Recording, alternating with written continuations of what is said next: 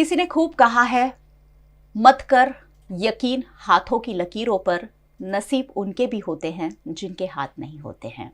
आज VNM TV पर हम हमेशा ही अलग अलग लोगों से आपको मिलवाते हैं और आज एक ऐसी ही होनहार लड़की से मिलवा रहे हैं जिसके हाथ नहीं है लेकिन दिल में सपने और हौसलों की कोई कमी नहीं है। मैं बात कर रही हूँ छोटाउदेपुर की मूल निवासी और हालोल में रहने वाली स्नेहा राठवा की। स्नेहा, स्टूडियो में आपका बहुत बहुत स्वागत है। Thank you. स्नेहा जन्म से ऐसी नहीं थी। स्नेहा के साथ एक एक्सीडेंट हुआ और स्नेहा के दोनों हाथ काटने पड़े और उसके बाद स्नेहा ने जो सफ़र तय किया वो हमारे जैसे लोगों के लिए भी काफ़ी इंस्पिरेशन दे ऐसा है। और इसलिए आज स्नेहा से मैं बात कर रही हूँ। जब भी मैं ऐसे लोगों से बात करती हूँ मेरे रोंगटे खड़े हो जाते हैं बातचीत शुरू करने से पहले ही। और मुझे पता है वीएनएम टीवी पर हमेशा ही आपने ऐसे लोगों को देखा है जो हम सबके लिए मिसाल बने हुए हैं। स्नेहा से सीधी बात करेंगे। स्नेहा, आपके बारे में कुछ बताइए। वैसे तो मेरा नाम स्नेहा है। मैं अभी एमएसयू में सेकेंड ईयर में पढ़ रही हूँ और अभी तो मैं जीपीएससी की भी तैयारी कर रही हूँ। क्या बात धीरे धीरे। और आगे जाके मेरा गोल यही है कि मैं क्लास 1 ऑफिसर बनूं और मैं भी मेरे जैसे जो दिव्यांग लोग हैं उनकी सेवा करना चाहती हूँ। आगे जाके मैं भी सोशल वर्क में जुड़ना चाहती हूँ। क्या बात है, क्लास 1 अधिकारी भी बनना है, जीपीएससी की भी तैयारी कर रही हैं और उससे भी ज्यादा बड़ी बात कि वो अपने जैसे लोगों के लिए जरूर कुछ करना चाहती हैं। स्नेहा, बचपन से शुरुआत करते हैं। कहाँ आपका जन्म हुआ, पेरेंट्स घर में कौन कौन है और किस तरीके का सपोर्ट है परिवार का? वैसे तो जब मैं सेकंड स्टैंडर्ड में पढ़ती थी तब मुझे करंट लगा था और करंट में मुझे जो मेन लाइन होती है ना। कैसे करंट लगा? क्या कर रहे थे आप? कहाँ थे? पतंग पकड़ रही थी उस टाइम और उस टाइम छोटी थी इसलिए मुझे मालूम नहीं था कि करंट लगेगा ऐसा होगा। ओके। तो फिर जो मेन लाइन होती है ना वो एक सलिया था। अच्छा। और मैंने उसको टच कर लिया और उससे वो लाइन वायर करंट जा रहा था। ओके। उसके वजह से मुझे करंट लगा। फिर मेरे उसी ही दिन मेरे पापा गांधीनगर में ट्रेनिंग में गए थे। अच्छा। ओके। और उस दिन मेरे जो घर के बाजू में जो लड़का रहता था उसने मुझे बेड से छुड़वाया था। अच्छा। ओहो। फिर मेरे जो आसपास के पड़ोसी थे वो ही मुझे ले गए थे हॉस्पिटल। और फिर ऐसे डॉक्टर ने 15 दिन तक तो राहत देखी थी कि इसके जो नसों में लोई चालू हो जाए तो अच्छा है। बट ऐसा नहीं हुआ। फिर मेरे हाथ काटने पड़े। ओह, हाँ, सुनकर भी मेरे गूज बम्स आ रहे हैं। उस तरीके की ये कहानी है। एक छोटी सी 2 साल की बच्ची पतंग पकड़ने जा रही थी और करंट लग गया। उत्तरायण आने वाली है और इस तरीके की दुर्घटनाएं जो है हमें बचना होता है। ऐसी एक दुर्घटना जिंदगी के लिए कितनी भारी पड़ सकती है, ये स्नेहा के साथ हुआ है। स्नेहा, फिर आपको 15 दिन के बाद हाथ काटने की नौबत आई। बहुत छोटी सी थी आप, मतलब सेकंड स्टैंडर्ड में थी। परिवार ने किस तरह फिर इसमें सपोर्ट किया और फिर किस तरह आप आगे बढ़ी? वैसे तो मेरे पापा टीचर है और वो कभी ऐसा नहीं मानते कि मेरी बच्ची दिव्यांग हो गई है या उससे कुछ नहीं होगा। क्योंकि हम देखते ही है कि सोसाइटी में ऐसे कई बच्चे होते हैं जो अच्छा काम करके आगे निकल जाते हैं और अपने सोसाइटी का नाम भी आगे बढ़ाते हैं। तो फिर मेरे पापा टीचर है इसलिए उन्होंने मुझे फुल सपोर्ट किया। और वो उनको ऐसा लगा कि मैं कैसे लिखूंगी। एक वक्त तो ऐसा आया होगा जब लगा होगा कि अब पढ़ाई नहीं कर पाओगे। हाँ, तब वो सोचते थे कि मेरा मौखिक लेके मैं स्कूल में पढ़ाई करूंगी। अच्छा। ऐसा। फिर मैं सेकंड स्टैंडर्ड में मुझे जनवरी में करंट लगा था और 2-3 महीने रिकवरी में निकल गए थे। फिर जब मैं आया ना फिर मुझे ऐसा लगा कि सब अब जून से स्कूल में जाएंगे और मैं क्या करूंगी। तब मुझे भी ऐसा हुआ कि मैं किसी तरह से लिखना सीख जाऊँ। तो मैंने मेरे पापा से ऐसा कहा कि मुझे कुछ लिखना आप सिखाए। उसी वक्त मेरे पापा ने मुझे ऐसा कहा कि तुम 2 हाथ से स्नेहा लिखो। अच्छा। उन्होंने मेरा ही नाम मुझसे लिखवाया और मेरे से वो नाम लिखवाया। फिर मुझे पता चल गया कि नहीं मेरे से हो रहा है अब। फिर तब से पता चला कि लिखना भी आता है। कैसे? लेकिन आप पेन कैसे होल्ड करते हैं? क्योंकि आपके हाथों में उंगलियां ऐसी कोई जगह नहीं है। हाँ, मैं 2 हाथ से। अच्छा, 2 हाथ से ऐसे पेन होल्ड करते हैं। हाँ। अच्छा, और लिखते हैं। और फिर मैं कंटिन्यू, मेरा जो थर्ड स्टैंडर्ड है ना, मेरे जो दोस्त थे सेकंड स्टैंडर्ड, उनके साथ ही थर्ड स्टैंडर्ड से मैं कंटिन्यू पढ़ना शुरू क्या कर बात दिया है, था। मतलब कभी भी आपने Gap नहीं दिव्यांग लिया। स्कूल में नहीं पढ़ाई की? नहीं की थी। हाँ। जब मैं 8th स्टैंडर्ड में थी ना, हाँ। तब मुझे ऐसा लगा था कि मैं घर पे रहूंगी तो मेरा उतना ग्रोथ नहीं होगा। अच्छा, सेकंड से लेके 8 तक आपने घर से पढ़ाई की? पढ़ाई की। अच्छा, ठीक है। और मुझे ऐसा लगता था कि घर में सब मुझे हेल्प करने वाले हैं। जब मैं दुनिया में बाहर निकलूंगी तब मेरे पास कोई ना हो, तो मुझे सपोर्ट करने वाला कोई ना हो, तो मैं कैसे स्टैंड करूंगी सोसाइटी में। जी बिल्कुल। इसलिए मैंने सोचा था कि मैं मेरे घर से दूर रह के दुनिया में कैसे रहते हैं, कैसे लोग हैं, ये जानकर उसमें चैलेंजेस जो आते हैं उसको फेस करके आगे कैसे जीवन में बढ़ूंगी। इसके लिए मैंने 8 से 12 तक सूरत में पढ़ाई की थी। अच्छा, वो आप दिव्यांगों के स्कूल में पढ़ते थे? जी। वहाँ मेरे जैसे भी कई दिव्यांग व्यक्ति थे, और सबको देख के पहले तो मुझे बहुत रोना आता था। कि सबकी इतनी सारी प्रॉब्लम्स है और कैसे सब फेस करते। लोगों की तकलीफें देख के खुद की तकलीफ छोटी लगती थी? हाँ। तब मुझे दिखता ही नहीं था कि मुझे कोई तकलीफ है। अच्छा। हाँ, और मुझे उनको देखकर रोना आता था। मुझे ऐसा नहीं लगता था कि मुझे भी प्रॉब्लम है। हाँ। ऐसा होता था। फिर उनको देख के मुझे भी मोटिवेशन मिलता था कि सबकी इतनी प्रॉब्लम है फिर भी वो सब मैनेज करते हैं, तो मैं भी उनके साथ रहकर सब मैनेज करने सीख गई। फिर 12th में मैंने कभी बोर्ड में राइटर नहीं रखा। अच्छा। मैंने खुद से ही पेपर लिखा है। ओके। और पूरा पेपर आप लिख लेती हैं? 3 घंटे में? 3 घंटे में। अच्छा। ओके। और मेरे 10th में 84% आए थे। 10th स्टैंडर्ड में 84% आए थे। वाह। और जब मैं 12th स्टैंडर्ड में थी तब मेरे 91% आए थे। क्या बात है स्नेहा, मुझे लग रहा है कि ये बहुत ही इंस्पिरेशनल स्टोरी है कि हम बच्चे, जो हमारे नॉर्मल बच्चे हैं, वो भी यहाँ तक नहीं पहुँच पाते, लेकिन स्नेहा ने 2 हाथ बिल्कुल है ही नहीं, उंगलियां ही नहीं हैं, आप देखेंगे तो नज़दीक से, और फिर भी 2 हाथों को जोड़ के वो लिखती हैं, मुश्किल से लिखती हैं, और फिर भी 10th स्टैंडर्ड की एग्ज़ाम इतने अच्छे, 12th स्टैंडर्ड में 91%। वाह। फिर आपने कैसे सोचा कि अब मैं नॉर्मल लोगों के साथ पढ़ूंगी? क्यों 8 से 10 तक आपने दिव्यांग में पढ़ा, फिर 10 से 12?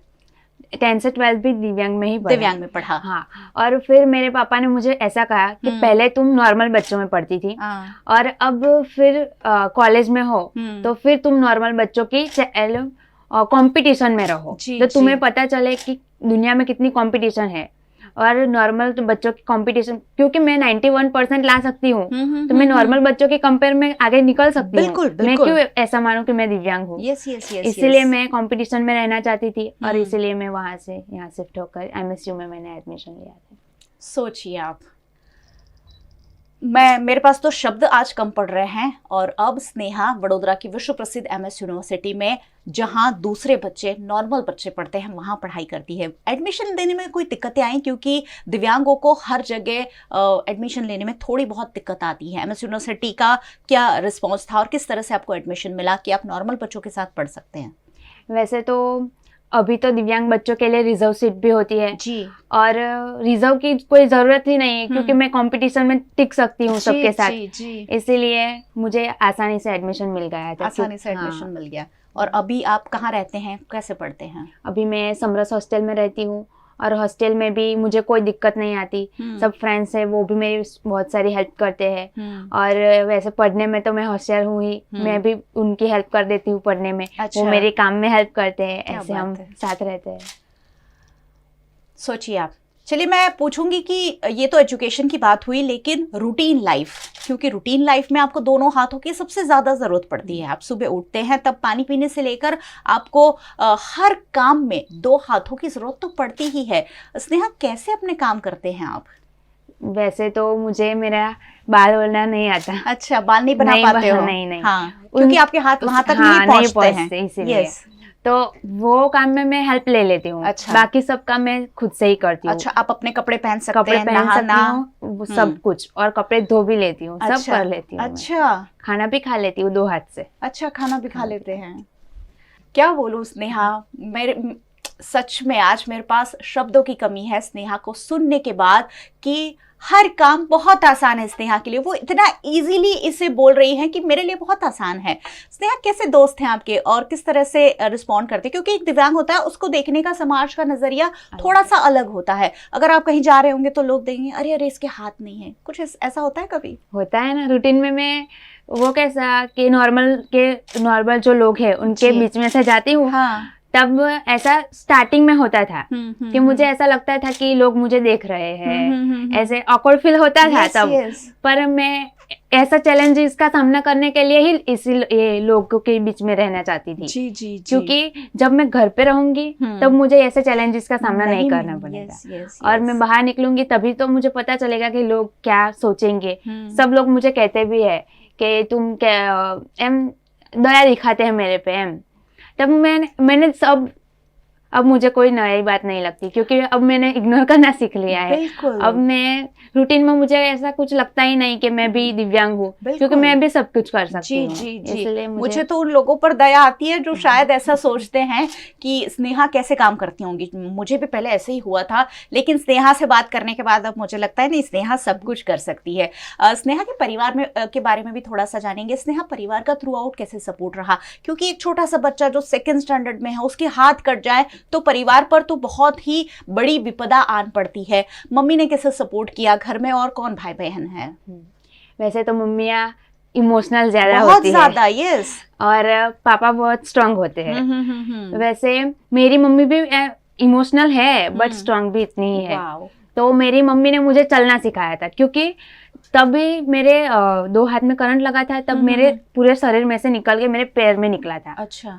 और मेरे पैर में अभी तो मतलब हाथों पैरों में भी प्रॉब्लम होगी। डेफिनेटली। ओके। तो तब मेरे से चला नहीं जाता था। और तब मेरी मम्मी ने मुझे चलना सिखाया था और मेरे पापा ने मुझे लिखना सिखाया। क्या बात है।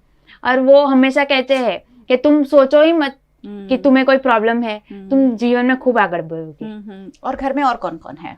घर में मेरे मम्मी पापा हैं और मेरी 2 बहनें हैं। अच्छा, आप लोग 3 बहनें हैं? हाँ। क्या बात है। और एक बहन बड़ी है, वो MBBS करती है पाटन में। MBBS पढ़ रही है बहन? जी। हाँ। जी। और मेरी एक छोटी बहन है, वो 7th स्टैंडर्ड में पढ़ती है।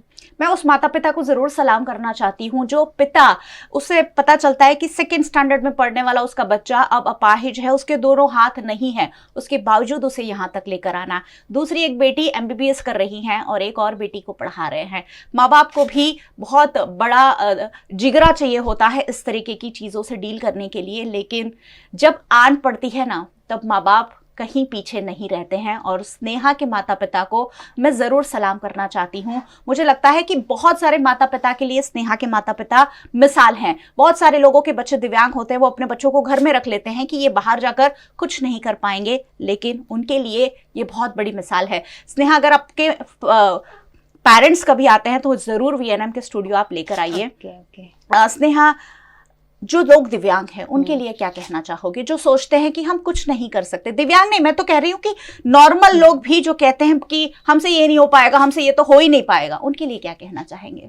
यही कहना चाहूंगी कि कंटिन्यूस तुम जब कुछ काम करते हो तो तुम्हें उसमें सफलता जरूर मिलेगी। और कभी भी हार नहीं माननी चाहिए। कोई काम स्टार्टिंग में जरूर मुश्किल आती है, मुझे भी बहुत सारी मुश्किलें आई थी। जब मैंने लिखना सीखा तब मेरे अक्षर उसने अच्छे नहीं आते थे। हाँ। फिर मैंने कंटिन्यूस लिखना चालू ही रखा। तभी मैं ऐसे भी सोच सकती थी कि मैं कोई दूसरे के पास लिखवा लूं। जी बिल्कुल। फिर नहीं।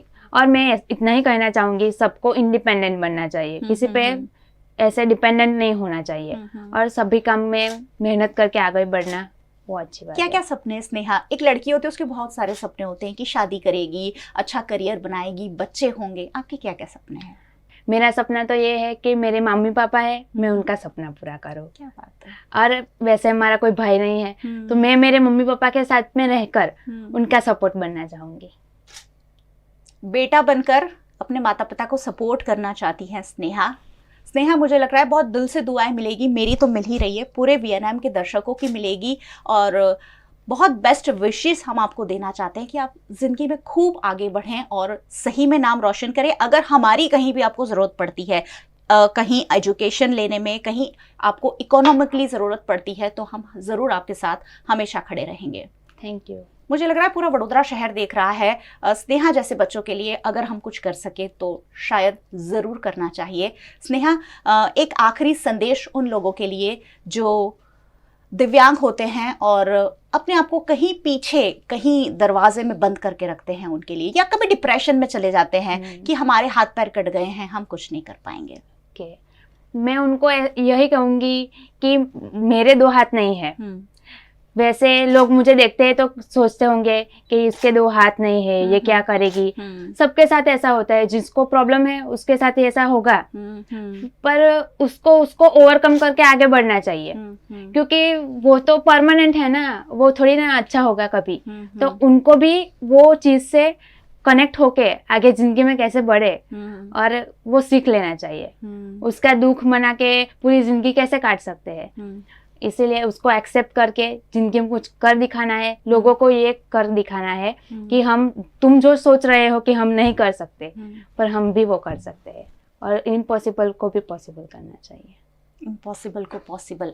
अपनी कमी को स्नेहा ने ताकत बनाया है, और इतनी बड़ी ताकत बनाया है कि अब वो दुनिया से किसी भी तरीके की चैलेंज से लड़ सकती है। स्नेहा के लिए बहुत दिल से दुआएं हैं। स्नेहा बहुत आगे बढ़े, और बहुत बहुत शुक्रिया आप हमारे साथ जुड़ी। और मुझे लगता है देश और दुनिया के लिए ये बहुत बड़ी प्रेरणा है कि आप जैसे लोग या नॉर्मल लोग कुछ भी कर सकते हैं। बहुत बहुत शुक्रिया हमारे साथ जुड़ने के लिए, और बहुत बहुत शुक्रिया आप सबका हमारे साथ जुड़ने के लिए। वैसे आपको हमेशा जुड़े रहना है, क्योंकि ऐसी ही दिलचस्प घटनाएं, मोटिवेशनल स्टोरीज वीएनएम के जरिए आप तक पिछले 25 सालों से पहुंच रही है। आप हमें यूट्यूब पर देख रहे हैं। यूट्यूब चैनल अगर सब्सक्राइब नहीं किया है, जरूर सब्सक्राइब कर लीजिए और बेल आइकन प्रेस कर दीजिए, ताकि वीएनएम का हर अपडेट आप तक सबसे पहले पहुंच सके। अगर आप हमें फेसबुक पर देख रहे हैं, शेयर जरूर कीजिए। स्नेहा की जो बातें हैं, स्नेहा का जो जज्बा है, स्नेहा का जो हौसला है, वो हर इंसान के लिए जानना और समझना जरूरी है। आप हमें ओटीटी प्लेटफॉर्म्स पर देख रहे हैं। डेली हंट, वोडाफोन टीवी, जियो टीवी और जियो टीवी फाइबर 498 नंबर के चैनल पर वीएनएम टीवी को रोजाना लगातार देखा जा सकता है। देखते रहिए वीएनएम, जुड़े रहिए वीएनएम के साथ। नमस्कार।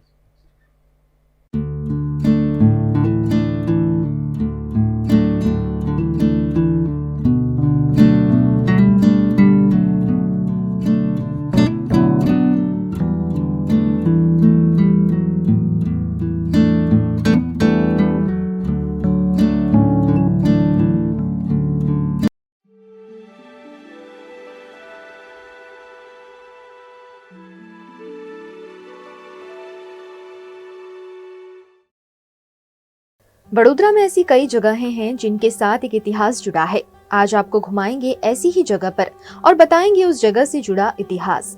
वडोदरा शहर में यूं तो 45 वाव है, लेकिन उनमें से एक वाव ऐसी है जिसे जीवंत कहा जाता है, जहां लोगों का आना जाना है। इसका एक बड़ा कारण ये भी है कि इस वाव में मां खोडियार का मंदिर है, जहां हर रविवार सुबह शाम गाँव वाले आरती करने इकट्ठे होते हैं। इस जगह का नाम है सेवासी वाव, जिसे विद्याधर वाव के नाम से भी जाना जाता है। विद्याधर ने करीब 500 से भी ज्यादा साल पहले इस वाव को बनवाया था। 15वीं शताब्दी में बनी इस वाव में ब्रिक्स स्ट्रक्चर बनाए गए हैं, यानी चूने से और पत्थर और ईंट से पूरी वाव का निर्माण हुआ। वाव में एंटर होते ही पहले 2 पिलर्स आपका ध्यान अपनी ओर खींच लेंगे। जैसे जैसे आगे बढ़ेंगे, आपको अद्भुत कला के दर्शन होते चले जाएंगे। यकीन करना भी मुश्किल होगा कि इतने सालों पहले कारीगरों ने बिना किसी टेक्नोलॉजी के इतनी बारीकी से और उम्दा रचना कैसे की। पिलर्स के साथ दीवारों पर भी डिजाइन्स बने दिखेंगे, कहीं फूल तो कहीं धार्मिक कथाओं से जुड़ी कला दिखेगी।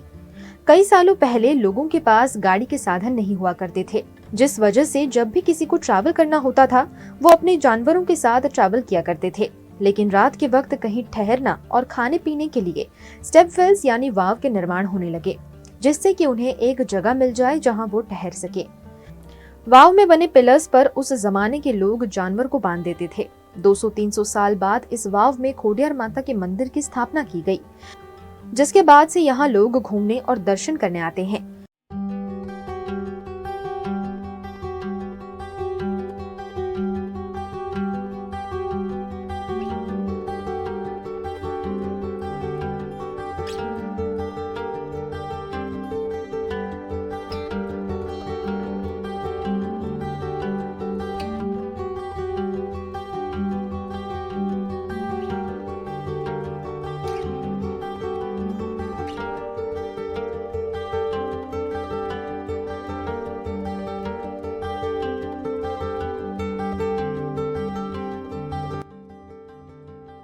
बड़ोदरा की शान है यहाँ का आर्किटेक्चर, यहाँ का खाना और बहुत कुछ। यहाँ की कला और बहुत सारी चीज़ें हैं जो बड़ोदरा की शान बढ़ाती है। उन्हीं में से एक है जहाँ पर मैं आकर इस वक्त खड़ी हुई हूँ। ये है सेवासी की वाव, जिसे विद्याधर वाव के नाम से भी जाना जाता है।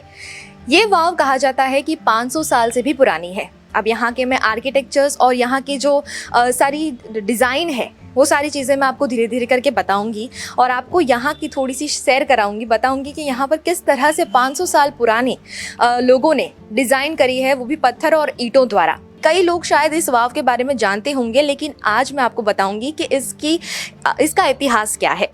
तो सबसे पहले मैं आपको बता दूं कि मेरे राइट हैंड पर यहाँ पर एक बहुत सुंदर आर्किटेक्ट है और कहा जाता है कि यहाँ पर जब डिज़ाइन की गई थी तो हर एक स्टेप जैसे जैसे मैं उतरती जाऊँगी वैसे वैसे वहाँ पर भगवान के जो हैं डिज़ाइन मुझे देखने को मिलेंगे। तो चलिए हम देखते हैं आगे क्या क्या देखने मिलता है। अब हम जानते हैं यहाँ के जो माजी सरपंच जी रह चुके हैं उनके साथ में बात करते हैं, यहाँ के इतिहास के बारे में जानने की थोड़ी कोशिश करते हैं। मुझे जितना पता चला था मैंने उतना आपको बताया, लेकिन मैं चाहती हूँ कि और भी ज़्यादा डिटेल में हमें यहाँ के बारे में पता चले। तो सर सबसे पहले यहाँ के इतिहास के बारे में बताइए। मैंने सुना है ये 500 साल से भी पुरानी वाव है, तो क्या इतिहास रहा है इसका? यहाँ की ये इतिहास ऐसा है कि 500 साल से ज़्यादा पुरानी ये विद्याधर की वाव है।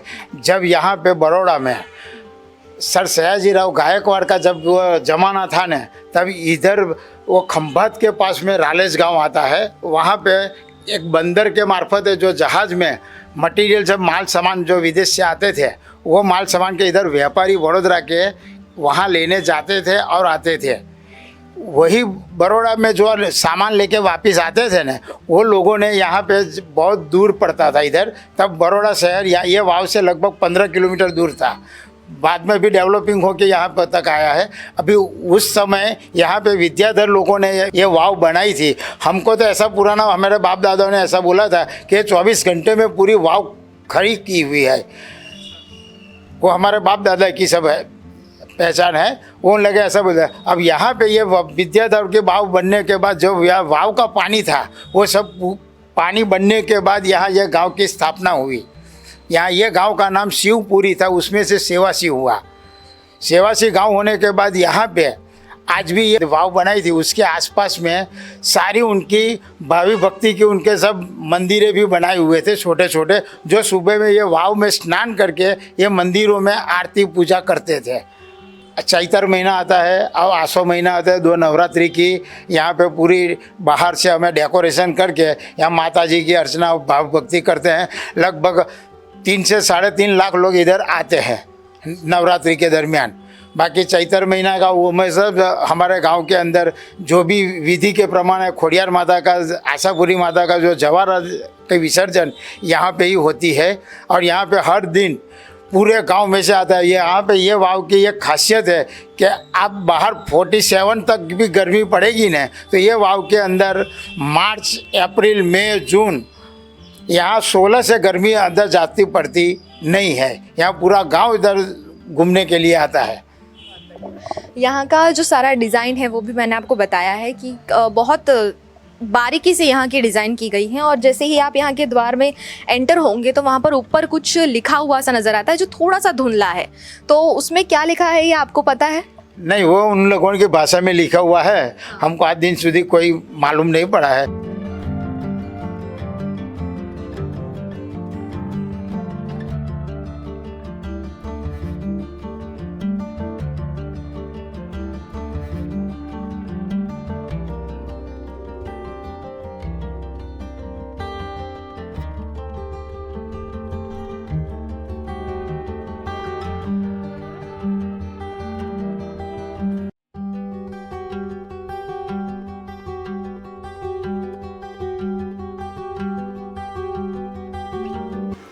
तो चलिए अभी अंदर जो मैंने कहा था कि यहाँ पर खोड़ियार माता का मंदिर भी है, वहाँ के दर्शन मैं आपको करवाती हूँ। यहाँ पर जैसे मैंने कहा था कि देवी देवताओं की जो है प्रतिमा जैसा बना हुआ है, यहाँ पर भी आप देख पा रहे होंगे। सर इसका कोई मतलब है कि कोई भगवान का डिज़ाइन है या कुछ भी? नहीं, वो भगवान की वो ग्रंथ आता है ना, जो मंत्र बोलते हैं ना, वही है। जो अम्बा माता का मंत्र नहीं त्रिकोण में आता है, वही यहाँ खोड़ियार माता का ये मंत्र है।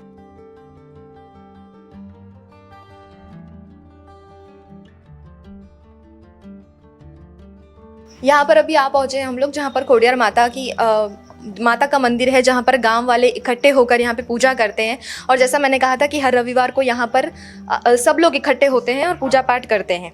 यहाँ पर भी एक डिज़ाइन बनी हुई है जो मुझे समझ में नहीं आ रही, आप मुझे बताइए इसका क्या मतलब है। ये है जब 500 साल पुरानी ये जब वाव बनाई थी तब उन लोगों ने यहाँ पे हर दिन नीचे उतरते थे, जाते थे। जब ये वाव की जब शुरुआत की न तब उन लोगों ने उनकी कुल देवी की यहाँ स्थापना की थी। तो ये मंदिर के दर्शन करके ही अंदर जाते थे और मंदिर दर्शन करके भी यहाँ पे आके पूजा पाठ करके सब वाव के बाहर निकलते थे।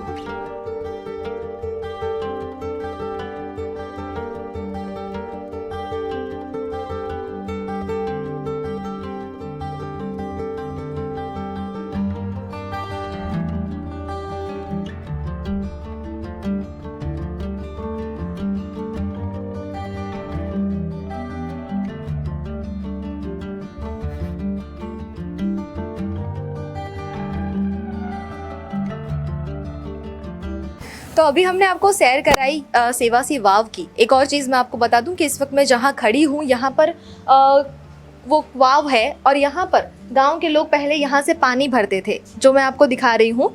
यहाँ पर लोखंड का सरिया था, उसी से यहाँ के लोग पानी भर के पीते थे।